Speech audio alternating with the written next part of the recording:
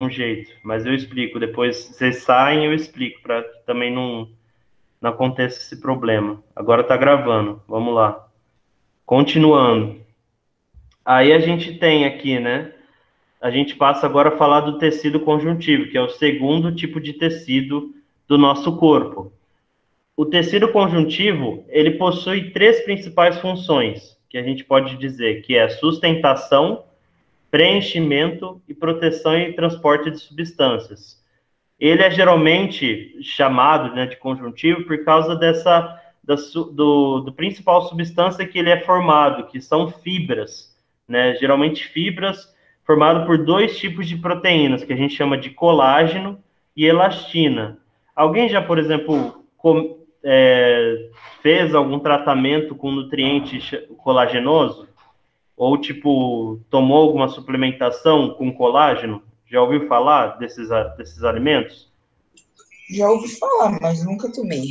Então, é uma forma de recomposição. Quando a gente está com pouca produção de colágeno ou elastina, que compõe o nosso tecido conjuntivo, a gente busca pegar algumas alimentações nutritivas que são ricas, né, por meio dessas fibras, que são proteínas, né? E toda proteína é sempre bem-vinda no nosso corpo, né? E as suas células, né, são bem diversificadas.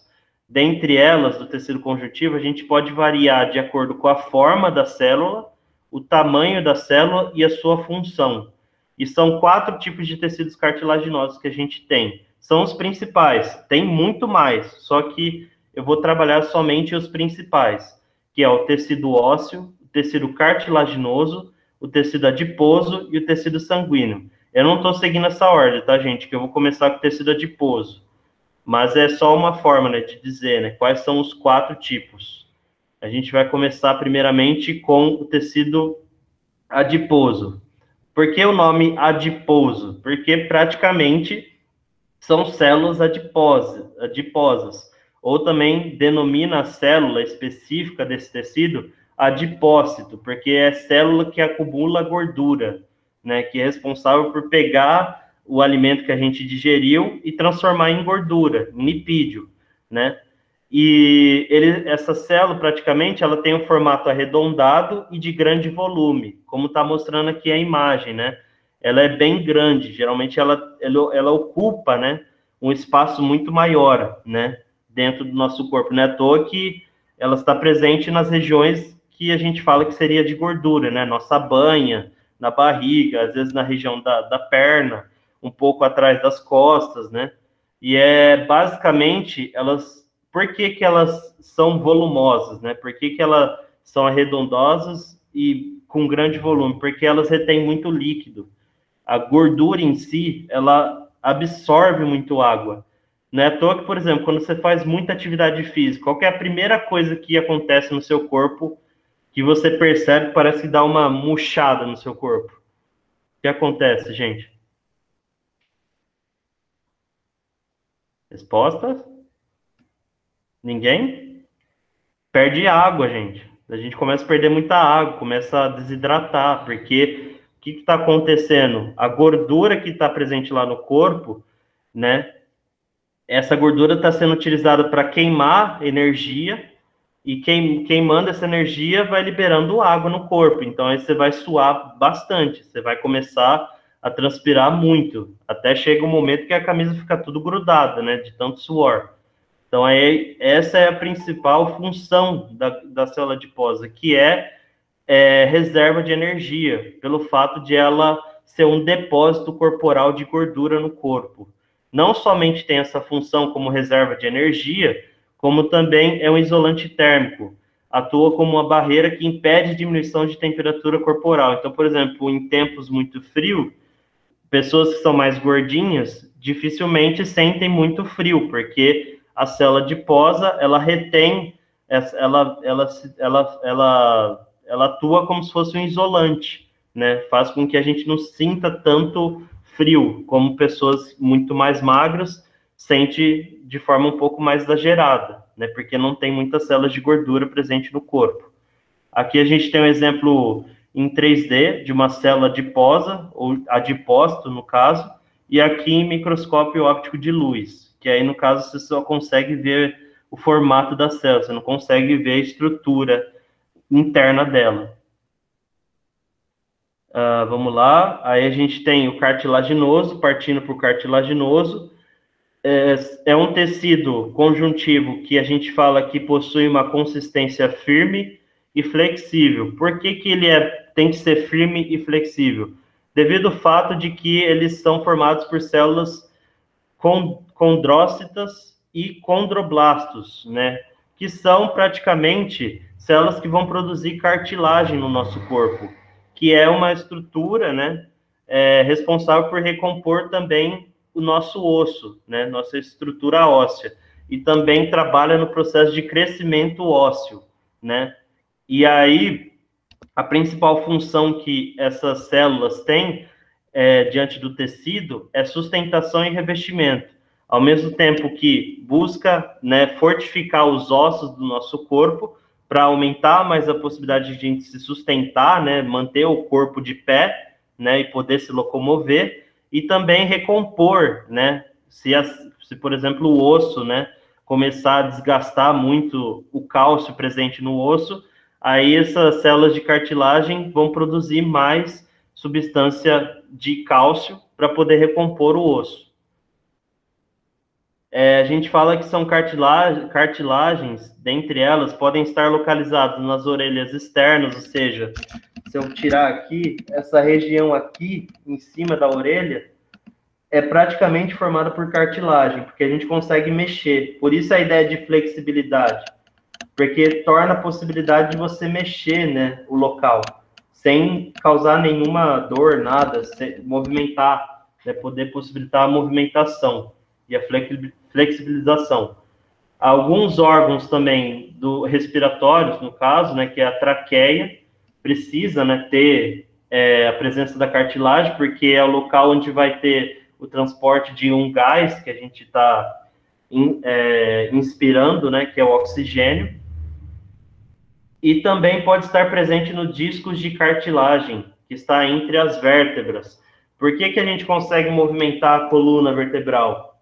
Por ter a presença da cartilagem no meio, nesses discos que ficam entre as vértebras, que aí possibilita a mobilidade da coluna vertebral e até mesmo reduz o impacto que a gente tem e o atrito, né, de uma vértebra para outra. Esses discos fazem essa redução de impacto, né, porque praticamente as vértebras ficam juntas, e aí elas ficam se movendo e ficam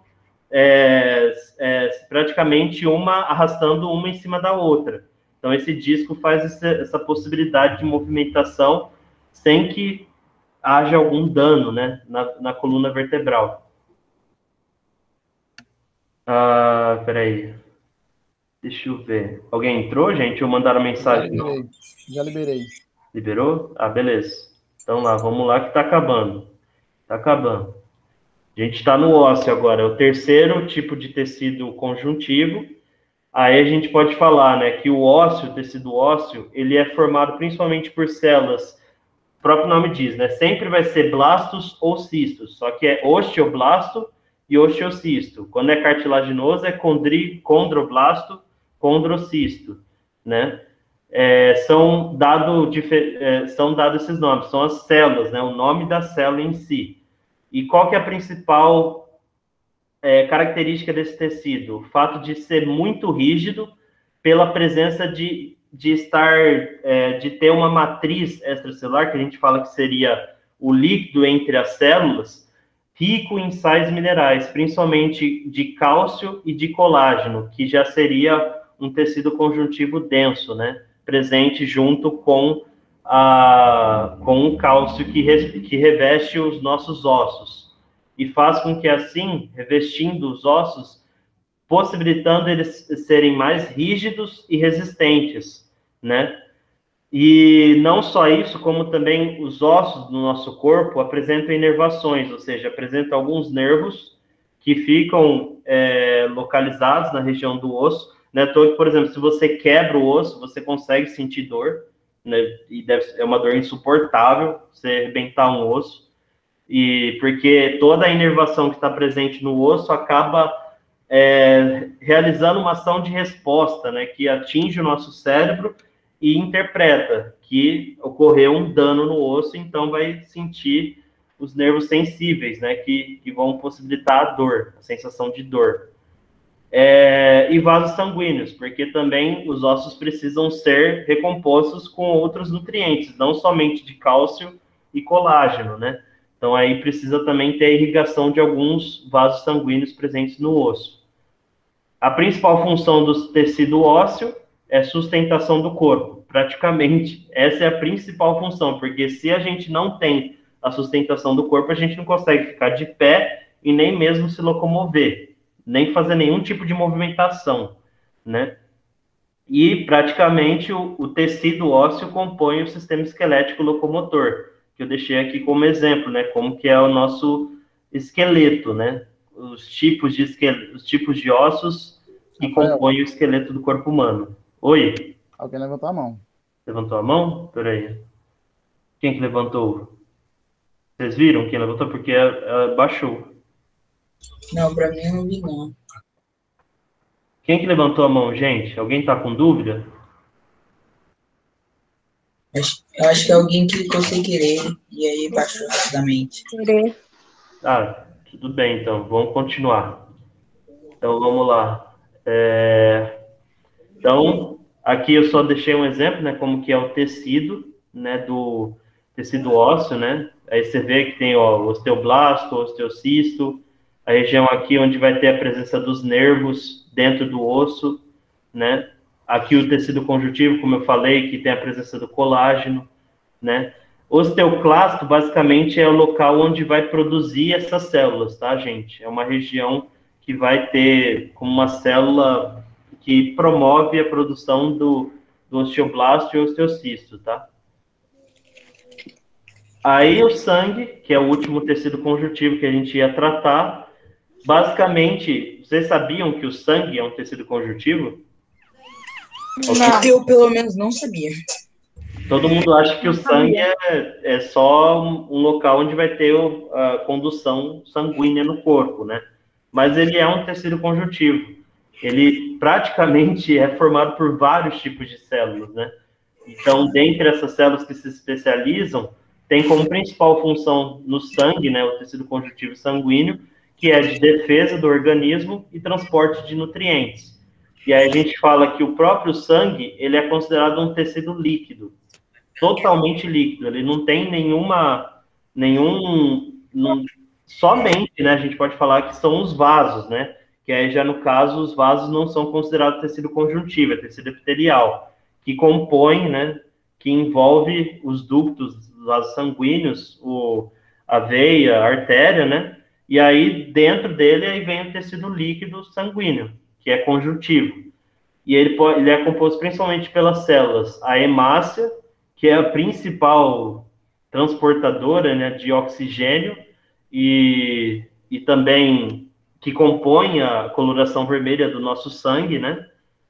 E os leucócitos, que são praticamente glóbulos brancos, células de defesa, que eu deixei aqui como exemplo, alguns deles, o linfócito, monócito, eosinófilo, basófilo, neutrófilo, todos eles vão agir principalmente quando tem algum intruso, por exemplo, uma partícula viral, uma bactéria, eles vão, quando cai na corrente sanguínea, eles são ativados para poder fazer todo o processo imunológico, ou seja, todo o processo de defesa contra essa substância intrusa que pode prejudicar o organismo.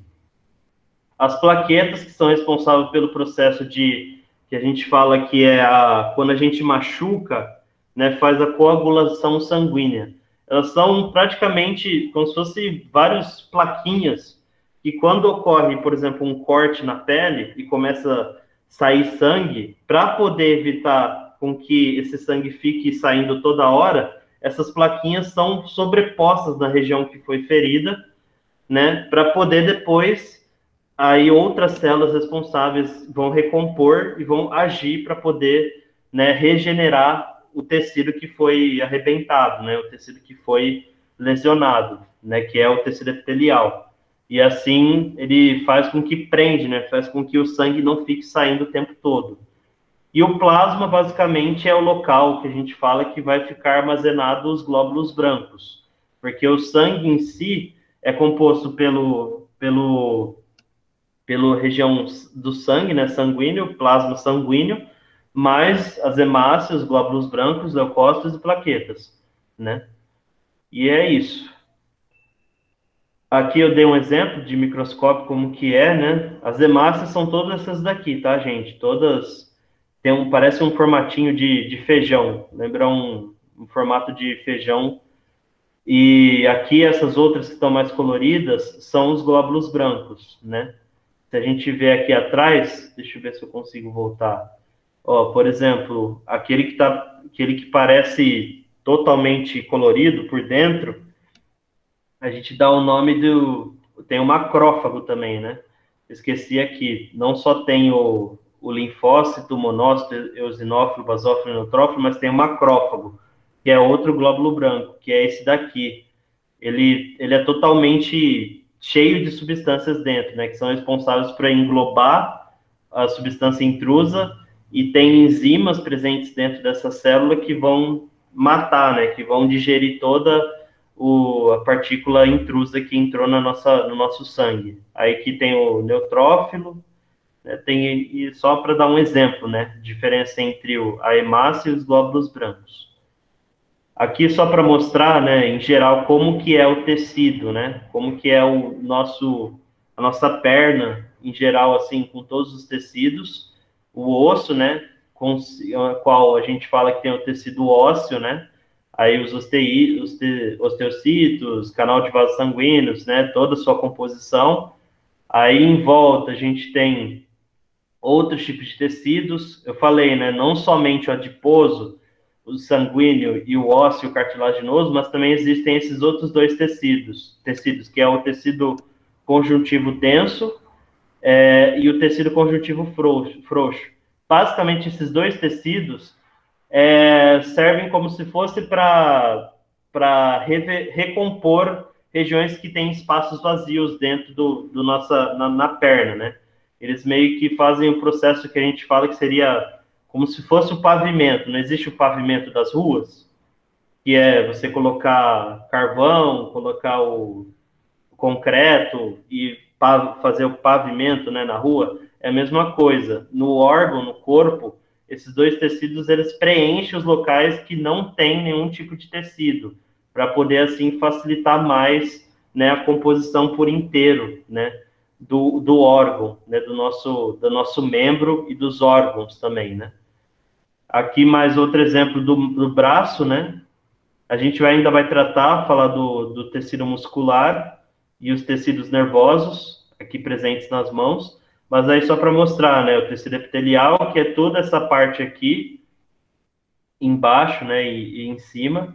Aqui também vai estar presente o tecido conjuntivo frouxo, né, e o tecido conjuntivo denso, que revestem também partes que não foram preenchidas com o tecido epitelial. O tecido ósseo, que é aqui, né, basicamente o osso, está presente no osso.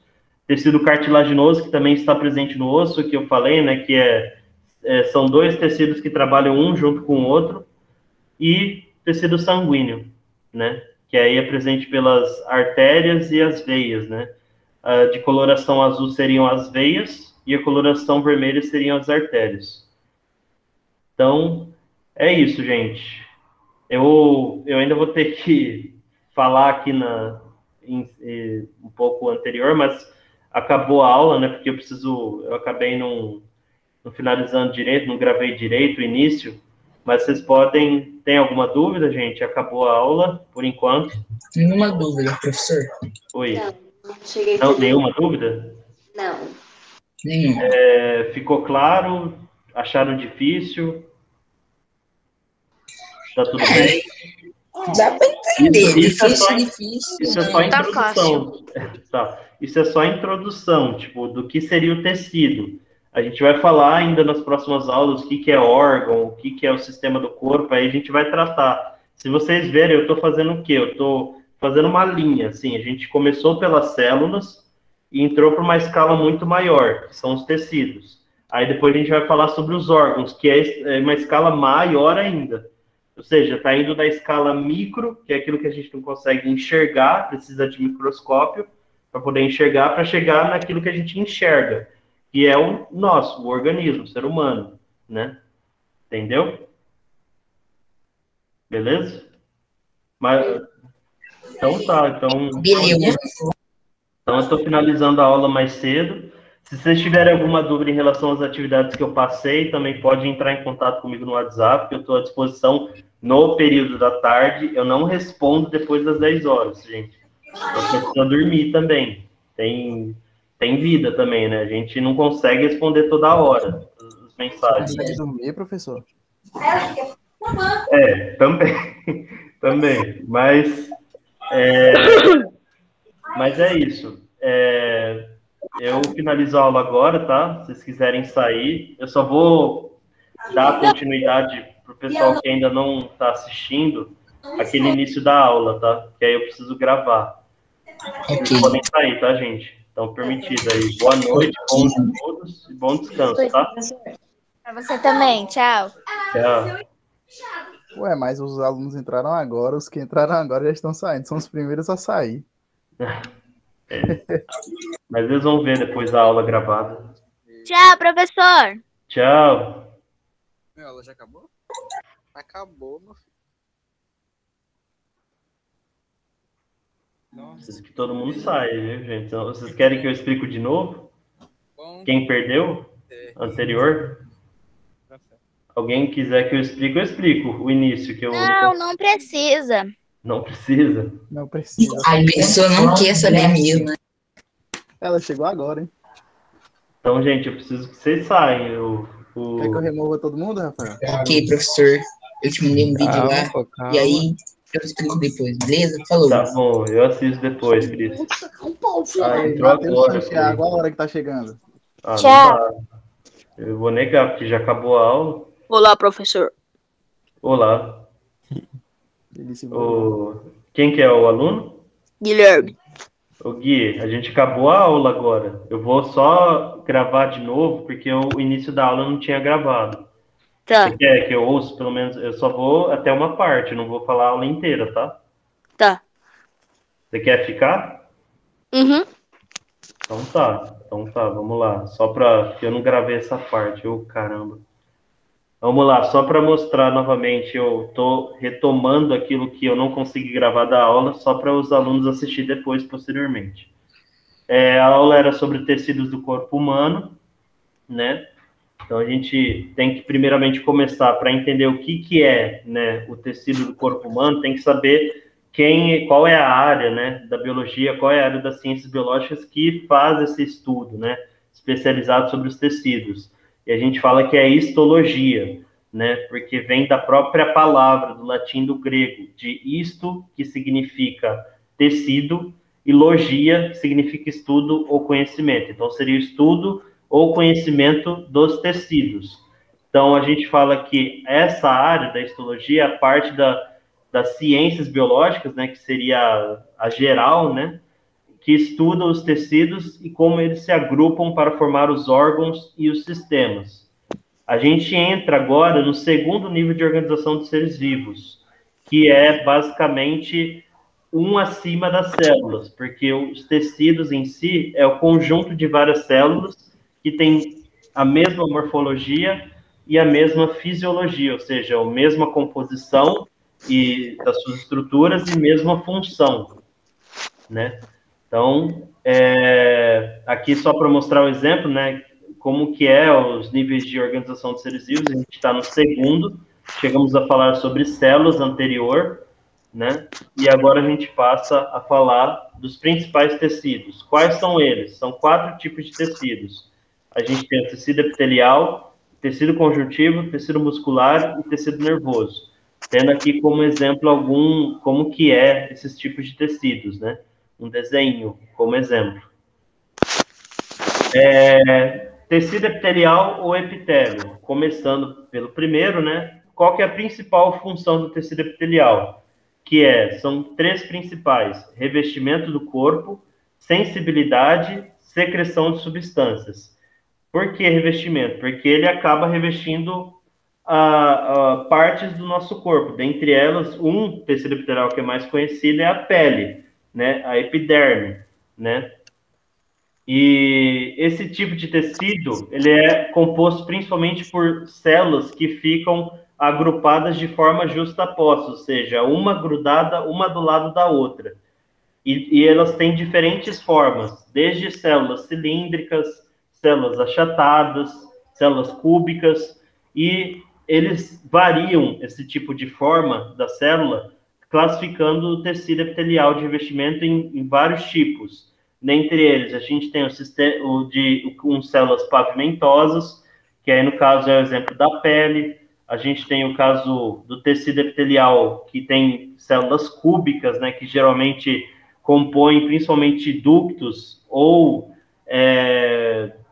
como fala, ductos de vasos sanguíneos, ductos de alguns outros órgãos que estão presentes no sistema urinário genitor, que é o nosso sistema que faz a secreção da urina, o sistema reprodutor masculino, feminino, que tem alguns ductos também.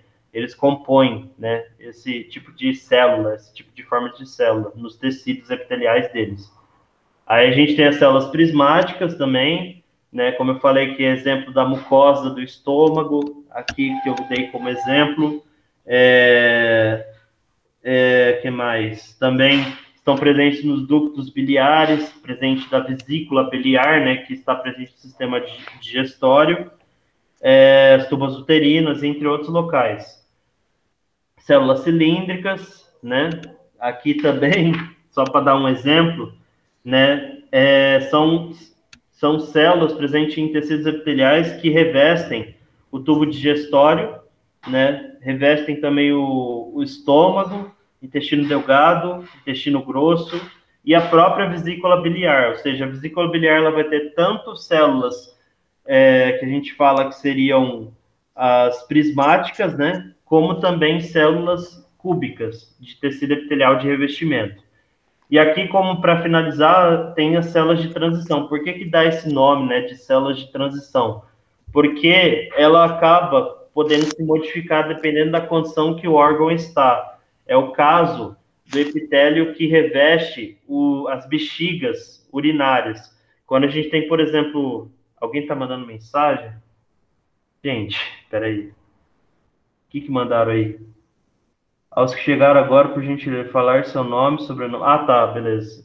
Então tá. Vamos lá.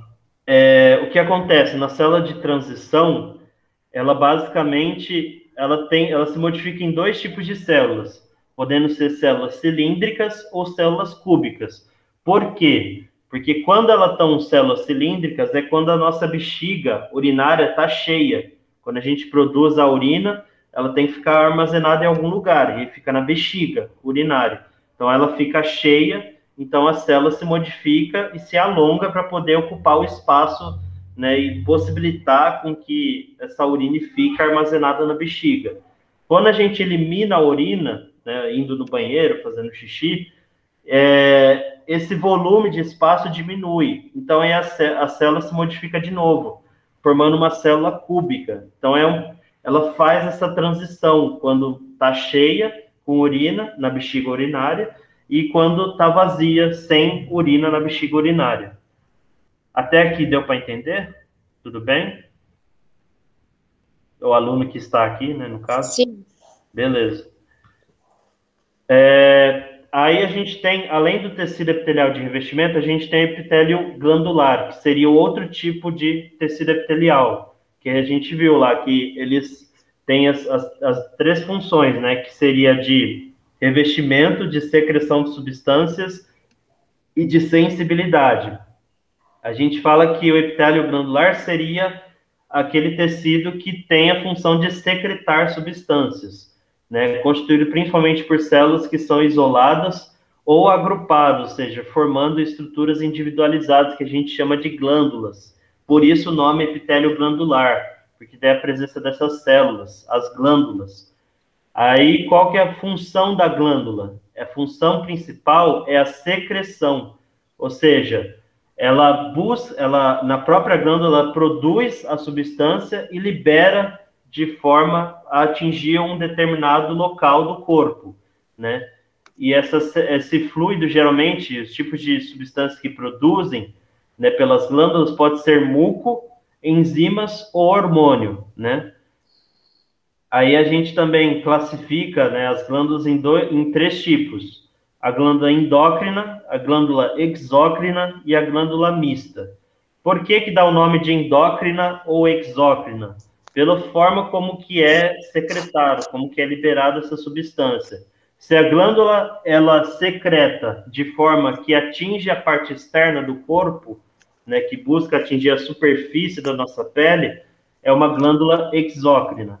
Se a glândula está presente internamente no nosso corpo e produz uma substância que vai atingir um outro órgão ou cair na corrente sanguínea de forma interna no corpo, a gente chama endócrina. E aí a gente tem como exemplos algumas glândulas, né? As exócrinas são exemplos da glândula sudorípara, que produz o suor, né? Responsável por fazer o controle, né, térmico do nosso corpo, né? Quando a gente faz atividade muito intensa, produz o suor para poder equilibrar a temperatura do corpo. Glândula sebácea, que produz principalmente o óleo que fica na nossa pele, que tem como função, né, fazer a lubrificação da pele, né? E até mesmo se protege, principalmente em questões da absorção de radiação, muita radiação solar, sabendo que a radiação pode também ser prejudicial para o corpo, né? Pode produzir câncer no nosso corpo, né? Principalmente câncer de pele. Então, esse óleo que a gente produz na pele é uma forma de também se tornar uma barreira contra a absorção de raios ultravioletas, né? Os raios solares. A gente tem endócrinas, também as glândulas endócrinas, como exemplo, as glândulas salivares, estão presentes na cavidade bucal, e tem a saliva produz algumas enzimas que vão fazer digestão de alguns alimentos durante a mastigação, que é uma etapa da digestão do nosso corpo. E a glândula da tireoide, que é uma glândula que a gente fala que produz que produz e libera um hormônio que é responsável pelo controle de absorção, né, de iodo no nosso corpo, no sangue, né, do iodo, que está presente no sal, né? Quanto mais comida a gente come, que é mais de forma com muito sal, a gente pode também gerar algumas doenças, né, na própria tireoide, que pode ser hipertireoidismo ou hipotireoidismo. Aí a gente tem também a glândula mista. Por que se chama mista? Porque ela tem os 2 tipos. Ela vai atuar tanto como uma glândula endócrina, como uma glândula exócrina. Então, a gente tem como exemplo uma glândula mista, o próprio órgão que está presente no sistema digestório, que é o pâncreas. Ele é considerado uma macroglândula. Ele, ao mesmo tempo, ele produz algumas enzimas, na sua parte da glândula, que seria exócrina, a parte exócrina, produz algumas enzimas que vão participar da digestão de alguns alimentos no sistema digestório, e a parte endócrina vai produzir 2 hormônios principais que fazem o controle de absorção de açúcar no sangue, que é a insulina e o glucagon, né? Não é à toa que existe esse controle, né, de absorção de açúcar no sangue, quando a gente faz aquele teste de nível glicêmico, né? Você coleta sangue para poder analisar se a pessoa pode ter futuramente desenvolver a doença que a gente chama de diabetes, quando a pessoa não consegue ter enzimas que conseguem transportar açúcar, né, no sangue para atingir até as células, e as células de açúcar, que fica em nível elevado no sangue. Bom, até aqui tá tudo bem, Gui? Sim. Nenhuma dúvida? Não. Aqui só para dar um exemplo, né, como que é uma glândula, a sua estrutura, né, a porção secretória, porção que transporta essa secreção para fora, e aqui os 2 tipos de glândulas, né, endócrina e exócrina. Tá bom. Aqui só para dar um exemplo, né, de algumas glândulas presente no tecido epitelial, a gente tem a sebácea, que está interligado com o pelo da nossa pele. E aqui, exemplo, a glândula sudorípara e a glândula sebácea, de novo, né? Só que em outro desenho um pouco mais nítido, né? Que está mais difícil de enxergar aqui. Uma curiosidade importante, eu não sei, eu parei até aqui, gente, que eu não tinha gravado, o Vinícius. Foi. Foi aqui. Você já estava antes, Gui? Tava. Oxe. Mas aqui que eu comecei a gravar, né? Não lembro. Gente. Vocês não lembram nem, então imagina eu. Vamos lá. A curiosidade. Então, algumas curiosidades do tecido epitelial, né? Uma das curiosidades importantes do tecido epitelial é que não tem a presença de vasos sanguíneos, principalmente quando a gente fala na epiderme, né, que é a região mais externa da pele, e a derme a gente fala que tem a presença, mas no caso seria as terminações de alguns vasos. Não é o vaso por inteiro, só a terminação dele. Então, se for ver, o tecido epitelial não é totalmente vascularizado, né? Ele é formado principalmente por essas duas partes, né? Que é a epiderme, que é a região mais externa da pele, formado pelo tecido epitelial de revestimento pavimentoso, e a derme, né? Que é o tecido conjuntivo denso, presente em alguns tecidos com presença das fibras, né? O colágeno e a elastina, que eu cheguei a falar já anteriormente. Acho que aqui eu cheguei a gravar, ou não? Acho que não cheguei a gravar. Foi da partir daí pra frente. Foi a partir você daqui? revisar isso daí, isso. Então, aí, gente, eu não vou ficar explicando tudo de novo, tá? Então, é só vocês voltarem, né? Vocês terminam, vocês começam, né, a partir daqui no tecido conjuntivo, depois, no final da aula, eu falo do tecido epitelial, que foi gravado. Rafael. Oi. É bom você revisar esse 2 aí, o tecido conjuntivo. Que você começou a gravar da metade dele para frente. A metade? Isso. Então vamos lá, vai. Ai.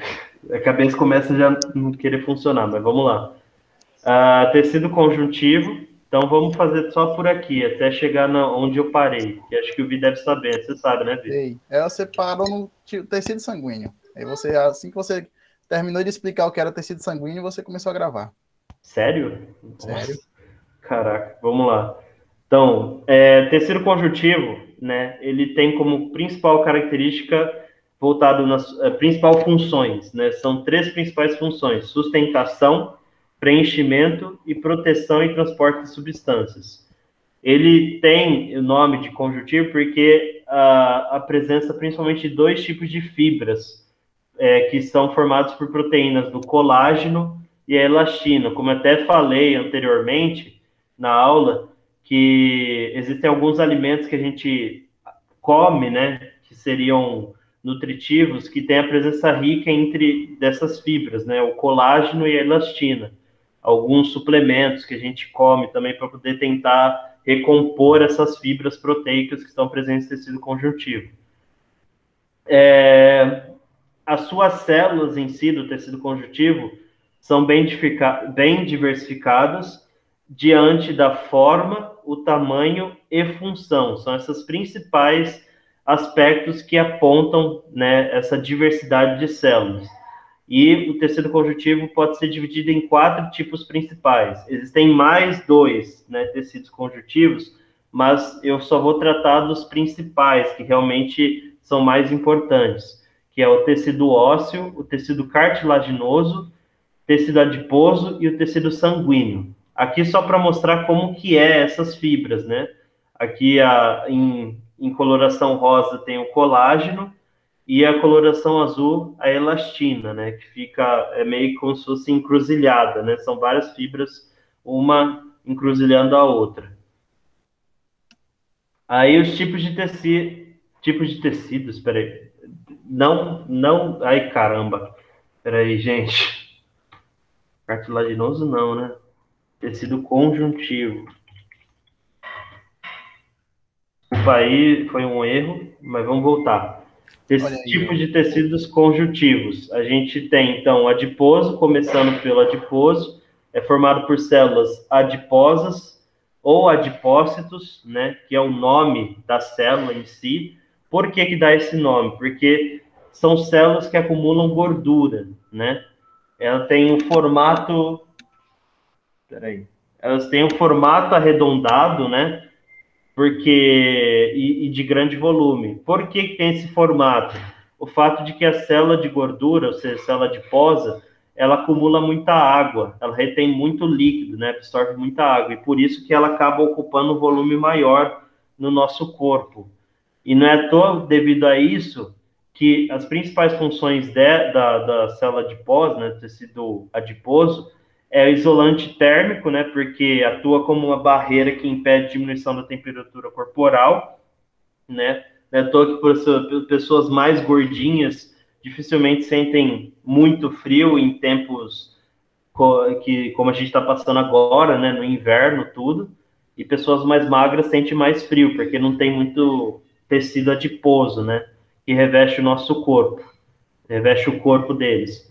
E outra função é a reserva de energia, né, pelo fato de serem células que acabam se acumulando, né, se depositando no nosso corpo, e quando a gente gasta ela, a gente pode utilizar para gastar até mesmo quando fazer atividade física, ou fazendo atividades não tão com alta intensidade também, acaba gastando um pouco dessas células adiposas, que acabam sendo queimadas, né? Acabam queimando a gordura em si. Aí a gente passa pelo tecido cartilaginoso, que seria o segundo tipo, né? Ele se caracteriza por ser um tecido com consistência mais firme e flexível, devido à presença, né, das células condrócitos e condroblastos, ou seja, a principal formação das células que compõem esse tipo de tecido é esses dois tipos de células, o condrócitos e condroblastos, ou pode ser chamado de células de cartilagem, porque produzem cartilagem que reveste principalmente os nossos ossos, e funciona também para fazer o crescimento ósseo, né? Quando a gente está em fase de crescimento, esse tecido cartilaginoso, ele estimula o crescimento dos ossos. Principais funções do tecido cartilaginoso é a sustentação e o revestimento, né? Porque parte da cartilagem acaba também compondo os nossos ossos para poder, assim, revestir, né, o tecido ósseo e possibilitar mais sustentação, né, fazer com que a gente consiga se equilibrar e continuar se movimentando, se locomovendo por meio dos ossos. São cartilagens localizadas dentre elas. A gente tem presença na orelha, né, na orelha externa, né, região que fica aqui bem superior da orelha. Não sei se dá para ver, que eu estou puxando aqui, mas aí você vê essa questão da flexibilidade. A gente consegue movimentar, né? Por meio da cartilagem, a gente consegue mexer a orelha e movimentar ela. O órgão respiratório traqueia, né? Também tem presença de cartilagem, porque precisa ter a possibilidade de movimentação na traqueia para poder transportar o gás que a gente inspira, que é o oxigênio, para chegar nos pulmões. E também nos discos de cartilagem presentes, que ficam entre as vértebras, na coluna vertebral. Por que a gente consegue movimentar a coluna, né? Pelo fato dessa presença da cartilagem nesses discos, que promove essa flexibilidade. Não só promove flexibilidade, como também promove uma redução do atrito entre uma vértebra e a outra, né? Porque o disco funciona como se fosse ele diminui o impacto entre uma vértebra e a outra, né? Fazendo com que não cause lesionamento na coluna vertebral, né? Que seria horrível, né? A gente arrebentar a coluna. Aí a gente tem aqui como exemplo, né, as células, né, de cartilagem, como exemplo, né, tirado em uma imagem, né, desenhada, como se fosse microscópio. Condroblastos, aqui seriam essas localizadas um pouco mais na parte superior da imagem, e os condrócitos, né, que ficam mais abaixo. E aqui, como seria, né, formação do tecido cartilaginoso, né? Ele tem a região de matriz cartilaginosa, que é responsável, é o local que vai produzir também as células, né? O próprio nome diz, matriz é a região onde vai produzir mais células e vai produzir a cartilagem que vai recompor o osso, né, do nosso corpo. E aqui, mais abaixo, a gente tem exemplo, né, dos condrócitos e outras células também. Aí a gente passa agora para o tecido ósseo, que aí já finaliza, né, a gravação, aonde a gente fala, né, que o tecido ósseo ele é formado por células denominadas de osteoblasto, osteocisto, né, basicamente células do osso, né, células ósseas, né, para tentar ser mais fácil, né, de entender, né, são células ósseas, né. E o tecido praticamente do tecido ósseo, ele é caracterizado por ser bem rígido e ter presença, né, na sua composição, sais minerais, principalmente de cálcio e a presença do colágeno, né, que seria um outro tipo de tecido que preenche junto o tecido ósseo, que é um tecido conjuntivo denso. Então, ele precisa dessas duas substâncias para poder promover com que, assim, o osso, que é a nossa estrutura, né, do nosso esqueleto, os ossos do corpo, fiquem mais rígidos e resistentes, para que, assim, até mesmo quando a gente cai ou causa algum impacto, evita a possibilidade de... Oi? Alguém falou alguma coisa. Não Yuri? ouvi, não. Não ouvi, não. Oxi. Ô, Rafa, Oi. essa parte aí você já explicou, viu? Ah, já expliquei? Já. Ai, Jesus. Então tá. Você já havia explicado até aquele slide anterior. Ah, o outro. Esse Ó, aqui. não. Sei Esse tudo você aqui. já explicou. Ah, então Ó, tá. Então não precisa explicar de novo. não. Ah, Quem então quiser, tá. quem quiser, volte do início, que vai acompanhar desde quando iniciou a gravação. Sim, é melhor, gente, porque senão Aí, ó. a minha Você cabeça. explicou esse slide todo, entendeu? E no fim, Sim, quando você falou tecido sanguíneo, aí você começou a gravar. tá bom. Beleza. Ah, então tá. Então eu finalizo a aula, tá, gente? Porque eu já cheguei a explicar Ok. isso daí anterior. Então, desejo uma boa noite a todos, tá? A Ainda? aula acabou, gente. Novamente, eu repito, para quem chegou depois, não sei se chegou muito tarde, Chegou se atrasadão. tiver alguma dúvida com atividade, vem procurar no WhatsApp no período da tarde, tá? Que aí eu respondo. Só não respondo no período da noite. Boa noite, gente. Bom descanso aí, bons estudos. Então é isso. Vou parar de gravar. Peraí. Cadê onde eu fui para parar? Interromper a gravação. Beleza.